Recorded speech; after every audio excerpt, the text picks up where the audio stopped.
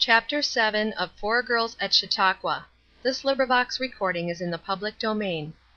Four Girls at Chautauqua by Pansy. Chapter 7. Table Talk.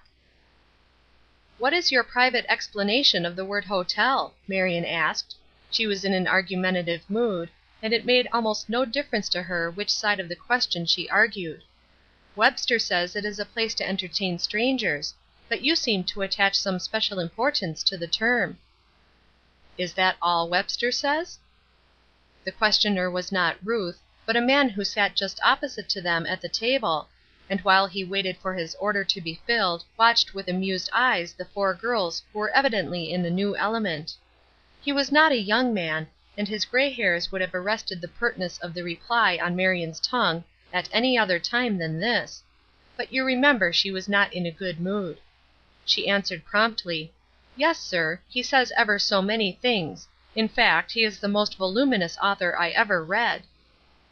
The gentleman laughed. The pertness seemed to amuse him. "Didn't I limit my question?" he said pleasantly. "He is voluminous, and what a sensible book he has written. I wish all authors had given us so much information. But I meant, is that all he says about hotels? Doesn't he justify your friend just a little bit in her expectations?"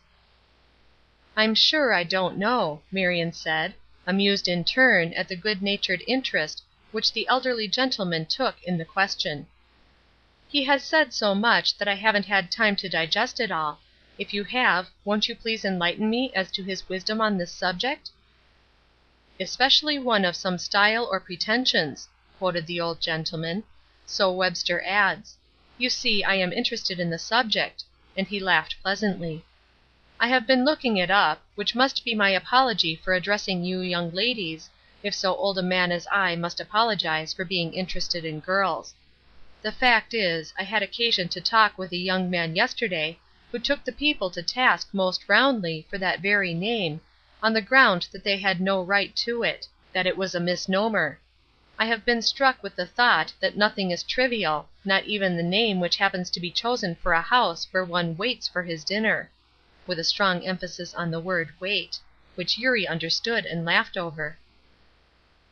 "Except the remarks that people make about such things," Marion said, answering the first part of the sentence and bestowing a wicked glance on Ruth. "They are trivial enough. Did you agree with the young gentleman?" "No, I thought it all over and consulted Webster, as I said, and came to the conclusion that in view of this being a more pretentious house than either of the others they had a right to the word. Webster doesn't say what degree of pretension is necessary, you know." The lifting of Ruth's eyebrows at this point was so expressive that all the party laughed. But the old gentleman grew grave again in a moment as he said: "But the thought that impressed me most was what a very perfect system of faith the religion of Jesus Christ is; how completely it commends itself to the human heart, since the very slightest departure from what is regarded as strictly true and right, when it is done by a Christian, society or individual, is noted and commented upon by lookers on. They seem to know of a certainty that it is not according to the Spirit of Christ." This last sentence struck Marion dumb. How fond she was of cavilling at Christian lives! Was she really thus giving all the time an unconscious tribute to the truth and purity of the Christian faith? It was a merry dinner, after all, eaten with steel forks and without napkins, and with plated spoons, if you were so fortunate as to secure one. The rush of people was very great, and, with their inconvenient accommodations, the process of serving was slow. Marion, her eyes being opened, went to studying the people about her. She found that courteous good humor was the rule, and selfishness and ungraciousness the exception. Inconveniences were put up with and merrily laughed over by people who, from their dress and manners, could be accustomed to only the best. Marion took mental notes. "They did not act in the least like the mass of people who stop at railroad eating houses for their dinner. They are patient and courteous under difficulties. They did not come here for the purpose of being entertained. If they did, the accommodations wouldn't satisfy." There was another little thing that interested Marion. As the tables kept filling, and those who had been served made room for those who had not, She found herself watching curiously what proportion of the guests observed that instant of silent thanks with covered eyes. It was so brief, so slight a thing, I venture that scarcely a person there noticed it, much less imagined that there was a pair of keen gray eyes over in the corner looking and calculating concerning them. "What if they all had to wear badges," she said to herself, "badges that read, 'I am a Christian.' I wonder how many of them it would influence to different words than they are speaking, or to different acts? I wonder if they do all wear them? I wonder if the distinction is really marked so one looking on could detect the difference though all of them are strangers? I mean to watch during these 2 weeks. The proper study of mankind is man. Very well, Brother Pope, a convenient place for the study of man is Chautauqua. I'll take it up. Who knows but I may learn a new branch to teach the graded infants in Ward No. 4." Ruth did not recover her equanimity. She was rasped on every side. Those 2 tined steel forks were a positive sting to her. She shuddered as the steel touched her lips. She had no spoon at all, and she looked on in utter disgust while Eurie merrily stirred her tea with her fork.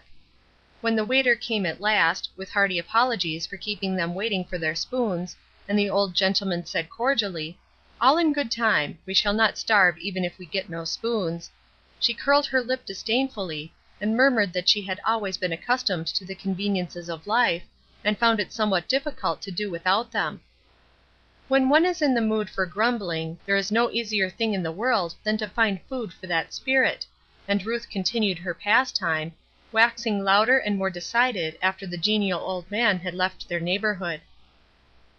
"What is the use in fault finding?" Eurie said at last, half petulantly. She was growing very tired of this exhibition. "What did you expect? They are doing as well as they can, without any doubt. Just imagine what it must be to get conveniences together for this vast crowd. They did not expect anything like such a large attendance at first. I heard them say so, and that makes it harder to wait upon them. But of course they are doing just as well as they can, and we fare as well as any of them." "Don't you be so foolish as to believe that," Ruth said, with a curling lip. "If you could see behind the scenes you would soon discover something very different. That is why it is so provoking to me. Let people who cannot afford to pay any better take such as they can get. But what right had they to suppose that we had not the money to pay for what we wish? I'm sure I'm not a pauper. You will find that there is a place where the select few can get what they want, and have it served in a respectable manner, and I say I don't like it. I have been accustomed to the decencies of life." Just behind them the talk was going on unceasingly, and one voice at this point, rising higher than the others, caught the attention of our girls. Eurie turned suddenly and tried to catch a glimpse of the speaker. Something in the voice sounded natural. A sudden movement on the part of the gentleman between them, and she caught a glimpse of the face. She turned back eagerly. "Girls, that is Mrs. Schuyler Germain." "Where?" Ruth asked, with sudden interest in her voice. "Over at that table, in a waterproof cloak and black straw hat, and eating boiled potatoes with a steel fork. What about being behind the scenes now, Ruthie?" To fully appreciate this you must understand that even among the Erskines, to get as high as Mrs. Schuyler Germain was to get as high as the aristocracy of this world reached. Not that she lived in any grander style than the Erskines, or showed that she had more money, but everybody knew that her bank accounts were very heavy, and, besides, she was the daughter of General Wadsworth Hillyer, of Washington, and the great-granddaughter, by direct descent, of one of England's noblemen. She was traveled and cultivated, and all but titled through her youngest daughter. Could American ambition reach higher? And there she sat, at a table made of pine boards, eating boiled potatoes with a 2-tined steel fork. Could English nobility sink lower? Ruth looked over at her in quiet surprise for a moment, and then gave her head its haughty toss as she met Eurie's mischievous eyes, and said: "It is not an aristocracy of position here, then. The leaders keep all their nice things and places for themselves. That is smaller than I supposed them to be." At this particular moment there was an uprising from the table just behind them. Half a dozen gentlemen leaving their empty plates, and in full tide of talk, making their way down the hall. The girls looked and nudged each other as they recognized them. The younger of the two foremost had a face that can not easily be mistaken, and Eurie, having seen it once, did not need Marion's low toned, "That's Mr. Vincent," and Ruth herself, thrown off her guard, recognized and exclaimed over Dr. Hodge. This climax was too much for Eurie. She threw down her fork to clap her hands in softly glee. "Oh, Ruthie, Ruthie, how has your dismal castle of favoritism faded! Yonder is the queen of American society, eating pie at this very instant with the very fork which did duty on her potato, and here goes the king of the feast, wiping his lips on his own handkerchief instead of a damask napkin." It was at this moment, when Ruth's follies and ill humors were rising to an almost unbearable height, that her higher nature asserted itself, and shone forth in a rich full laugh. Then, in much glee and good feeling, they followed the crowd down the hill to the auditorium. For the benefit of such poor benighted beings as have never seen Chautauqua, let me explain that the auditorium was the great temple where the congregation assembled for united service. Such a grand temple as it was! The pillars thereof were great solemn trees, with their green leaves arching overhead in festoons of beauty. I don't know how many seats there were, nor how many could be accommodated at the auditorium. Eurie set out to walk up and down the long aisles one day and count the seats, but she found that which so arrested her attention before she was half way down the central aisle that she forgot all about it, and there was never any time afterward for that work. I mean to tell you about that day when I get to it. The grandstand was down there in front of all those seats, spacious and convenient, the pillars thereof festooned with flags from many nations. The large piano occupied a central point, the speaker's desk at its feet, in the central of the stand. The reporters' tables and chairs just below. "I ought to have one of those chairs," Marion said, as they passed the convenient little space railed off from the rest of the audience. "Just as if I were not a real reporter because I write in plain good English, instead of racing over the paper and making queer little tracts that only one person in 5,000 can read. If I were not the most modest and retiring of mortals, I would go boldly up and claim a seat." "What is to be next?" Ruth asked. "Are we supposed to be devoted to all these meetings? I thought we were only going to one now and then. We won't be alive in 2 weeks from now if we pin ourselves down here." "In the way that we have been doing," chimed in Eurie. "Just think, here we have been to every single meeting they have had yet, except the one last night and one this morning." "We are going to skip every one that we possibly can," said Marion. "But the one that is to come just now is decidedly one that we can't. The speaker is Dr. Calkins, of Buffalo. I heard him 4 years ago, and it is one of the few sermons that I remember to this day. I always said if I ever had another chance I should certainly hear him again. I like this subject this afternoon, too. It is appropriate to my condition." "What is the subject?" Flossy asked, with a sudden glow of interest. "It is what a Christian can learn from a heathen. I'm the heathen, and I presume Dr. Calkins is the Christian. So he is to see what he can learn from me, I take it, and naturally I am anxious to know. Flossy isn't interested in that, I can see it from her face. She knows she isn't a heathen. She is a good proper little Christian. But it is your duty, my dear, to find what you can learn from me."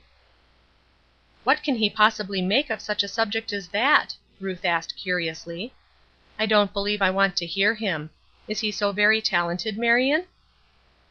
"I don't know. Haven't the least idea whether he is what you call talented or not.